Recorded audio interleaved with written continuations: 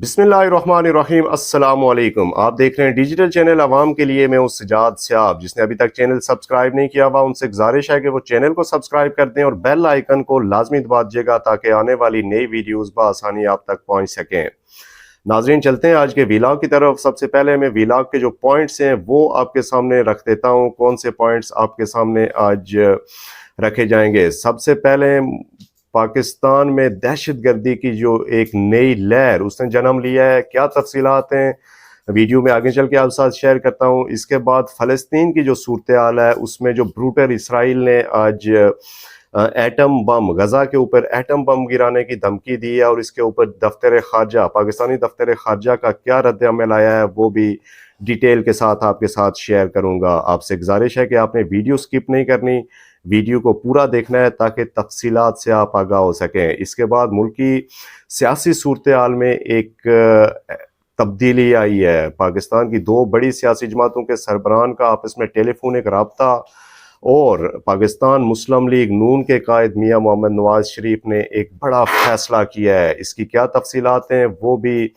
Video में आगे चल के आपके साथ शेयर करता हूँ। इसके बाद पाकिस्तान मुस्लिम लीग नून के दो सीनियर तरीन रहनुमाओं ने पार्टी इजलास में भी शिरकत नहीं की और पार्टी के खिलाफ और अपने जो तहफ़्फ़ुज़ात हैं उसका और अपनी जो पेशन गोइयाँ हैं उनका उन्होंने इजहार किया है। क्या कहा है और कौन से रहनुमा हैं वो भी डिटेल के साथ आपके साथ शेयर करूँगा। नाज़रीन, इसके बाद आज निगरान वज़ीर आज़म अनवार उल्लाह काकड़ साहब ने मंशियात की रोकथाम के लिए एक आला सतह इजलास की सदारत की और उसमें उन्होंने कुछ बड़े फैसले किए हैं, वो भी वीडियो में आगे चल के आपके साथ शेयर करूंगा। और आखिर में पाकिस्तानी अदारा शुमारियात ने एक हैरान कुन इंकशाफ किया है कि पाकिस्तानी इस साल कितने मिलियन डॉलर की चाय पी गए, वो भी आपके साथ तफसील के साथ शेयर करूंगा। तो चलते हैं तफसीलात की तरफ।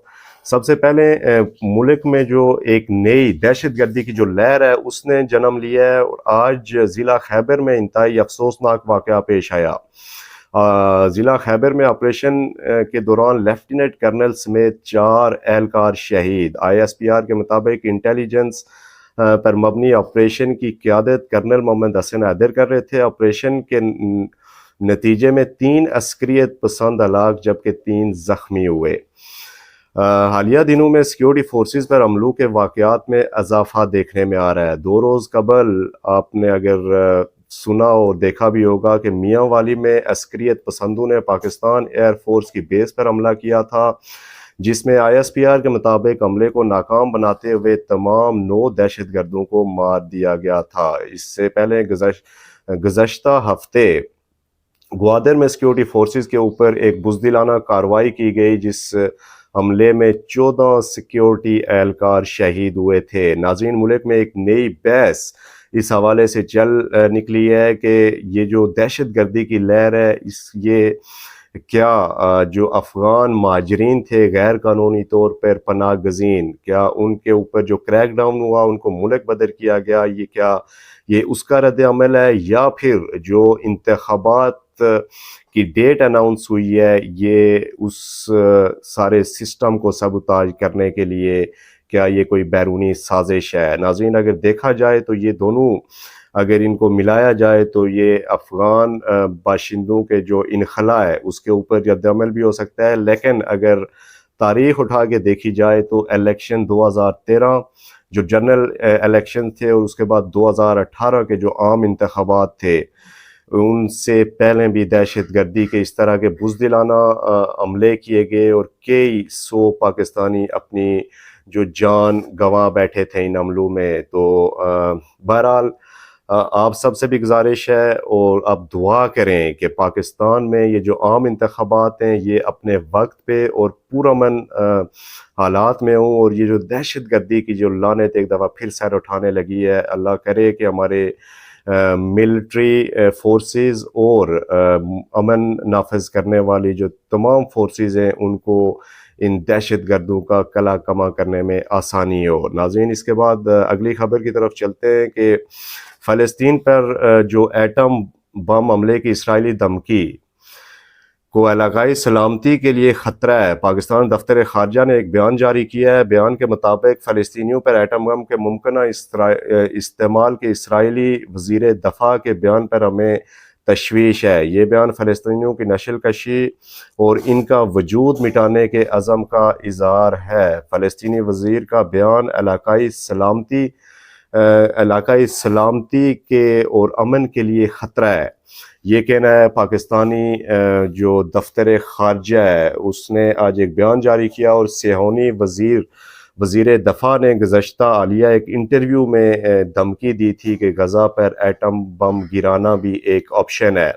تو اس حوالے سے میں سمجھتا ہوں کہ عالمی اداروں کو، اقوام متحدہ سمیت تمام جو انسانی حقوق کے علمبردار جو ادارے ہیں ان کو جاگنا چاہیے، اور ان کو جو اس وقت نسل کشی کی جا رہی ہے بروٹل اسرائیل کی طرف سے، جو بے دردی سے فلسطین میں اور غزہ میں جس طرح آج 10,000 سے زائد وہاں پہ شہادتیں ہو چکی ہیں، بچوں کو، عورتوں کو، بزرگوں کو، مریضوں کو، اسپتالوں کو، سکولوں کو، غرض یہ کہ کسی بھی میں سمجھتا ہوں کہ جو جنگ میں ایک جو انتہا قسم کا جو ظلم ہے اسرائیل کی طرف سے، اس میں کوئی کسر نہیں چھوڑی جا رہی۔ تو اس وقت دنیا میں، پوری دنیا میں اسرائیل کے خلاف مظاہرے تو ہو رہے ہیں، اسرائیل کے خلاف جو مظاہروں میں شدت تو آ رہی ہے، لیکن میں سمجھتا ہوں کہ اقوام متحدہ کو اس کے اوپر کوئی ٹھوس اقدامات کرنے چاہیے، اور جنگ بندی کے لیے لازمی ہے کہ جلد از جلد اقدامات کیے جائیں، نہیں تو یقیناً ایک بہت بڑا انسانی المیہ فلسطین میں جنم لے چکا آلریڈی، اور مزید اس کا جو خوف و ہراس ہے وہ ظاہر ہے پوری دنیا میں پھیل رہا ہے۔ ناظرین اس کے بعد چلتے ہیں، آج شاہد خاقان عباسی صاحب کو مسلم لیگ نون کے اجلاس میں نہ بلانے کے حوالے سے ان سے ایک سوال کیا گیا۔ ایک انٹرویو میں شاہد خاقان عباسی صاحب نے کہا کہ جنوری میں نے جو سینئر وائس صدر تھا میں پاکستان مسلم لیگ نون کا، اس سے میں نے استعفیٰ دے دیا تھا، اب میں پارٹی کا ایک عام ورکر ہوں، لہٰذا اس لیے مجھے کسی اعلیٰ سطح اجلاس میں نہیں بلایا جاتا۔ انہوں نے مزید کہا کہ اگر پارٹی قیادت کو میری باتیں اچھی نہیں لگتی تو مجھے پارٹی سے نکال دیں۔ تو شاہد خاقان عباسی صاحب اس وقت بڑے سخت بیانات دے رہے ہیں۔ اب دیکھنا یہ ہوگا کہ پاکستان مسلم لیگ نون کی قیادت اور بالخصوص میاں محمد نواز شریف صاحب کیا اپنے ایک پرانے اور وفادار ساتھی شاہد خاقان عباسی کے جو تحفظات ہیں وہ دور کر کے ان کو دوبارہ اپنے ساتھ چلائیں گے، یا پھر شاہد خاقان عباسی کی رائیں اب جدا ہو جائیں گی۔ ناظرین اسی حوالے سے آج ایک اور سینئر ترین رہنما، سینئر ترین سیاستدان جناب جاوید ہاشمی صاحب نے بھی ایک پیشن گوئی کی ہے۔ انہوں نے آج کہا ہے کہ عام انتخابات ہوں گے، اس میں میاں محمد نواز شریف حصہ بھی لیں گے، لیکن نہ تو سابق وزرائے اعظم یعنی کہ میاں محمد شہباز شریف یا میاں محمد نواز شریف میں سے میں کسی کو وزیر اعظم بنتا نہیں دیکھ رہا۔ انہوں نے مزید کہا کہ میں الیکشن لڑوں گا، اور میں نے کبھی کسی پارٹی کو پارٹی ٹکٹ کے لیے درخواست نہیں دی۔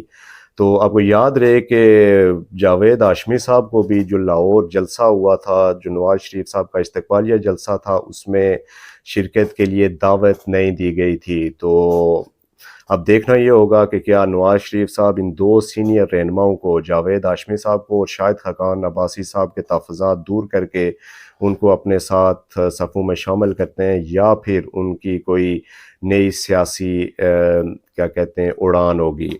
ناظرین اس کے بعد آج ملکی سیاست میں ایک اور تبدیلی دیکھنے کو ملی ہے۔ اس میں جناب صدر مسلم لیگ نون شہباز شریف صاحب نے آج کنوینئر MQM جناب خالد مقبول صدیقی سے رابطہ کیا، اور ان کو میاں محمد نواز شریف سے ملاقات کی دعوت دی، جو دعوت قبول کرتے ہوئے کل جو آج کی ڈیٹ ہے یعنی کہ منگل کو ایک وفد میاں محمد نواز شریف سے ملاقات کرے گا، جس میں خالد مقبول صدیقی، مصطفیٰ کمال اور ڈاکٹر فاروق ستار شامل ہوں گے۔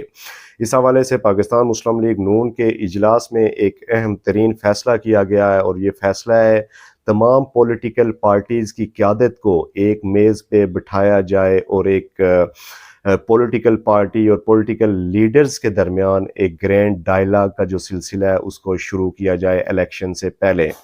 تو اس حوالے سے دیکھنا یہ ہوگا کہ کیا پاکستان مسلم لیگ نون کی قیادت پی ٹی آئی کو بھی اس گرینڈ ڈائلاگ کا حصہ بنا پائے گی یا نہیں۔ تاہم فیصلہ یہی ہوا ہے جو اجلاس میں میاں محمد نواز شریف کی صدارت میں اجلاس ہوا، پاکستان مسلم لیگ نون کا اعلیٰ سطحی اجلاس، اس میں یہ فیصلہ ہوا ہے کہ پی ٹی آئی کو بھی اس گرینڈ جو ڈائلاگ ہوگا اس میں شرکت کی دعوت دی جائے گی۔ یہ ایک انتہائی اہم نقطہ ہوگا کہ کیا پاکستان تحریک انصاف کی جو قیادت ہے، جو ظاہرہ عمران خان صاحب تو جیل میں، لیکن جو ان کے جو یہاں پہ ترجمان یا جو پارٹی کو اس وقت آن گراؤنڈ لیڈ کرنے والے لوگ ہیں، کیا وہ اس گرینڈ ڈائلاگ کا حصہ ہوں گے یا نہیں۔ اگر اس میں پاکستان مسلم لیگ نون کامیاب ہو جاتی ہے تو میں سمجھتا ہوں کہ یہ ایک بڑی کامیابی ہوگی سیاسی میدان میں، اور سیاسی جو عدم استحکام ہے اس کو دور کرنے کے لیے یہ بہت بڑا قدم ہوگا۔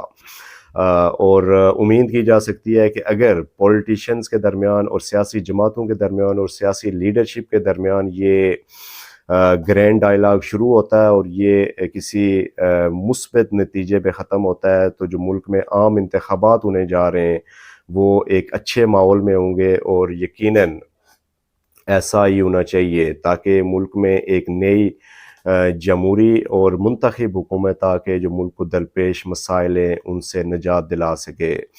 تو ناظرین، اس کے بعد آخر میں آپ سے ادارہ شماریات نے آج ایک حیران کن انکشاف کیا ہے کہ پاکستانیوں نے ایک سال کے دوران کتنے ڈالر کی چائے پی ہے۔ اس حوالے سے سرکاری رپورٹ میں کہا گیا ہے کہ پاکستانیوں نے 184 ملین ڈالر کی چائے اس جو گزشتہ سال تھا اس میں پی ہے۔ تو یہ ایک بہت بڑا فگر ہے صرف چائے کے حوالے سے، 184 ملین۔ تو ناظرین، کل انشاءاللہ آپ سے اگلے ویلاگ میں ملاقات ہوگی، تب تک کے لیے دیجیے اجازت۔ اللہ حافظ ناصر۔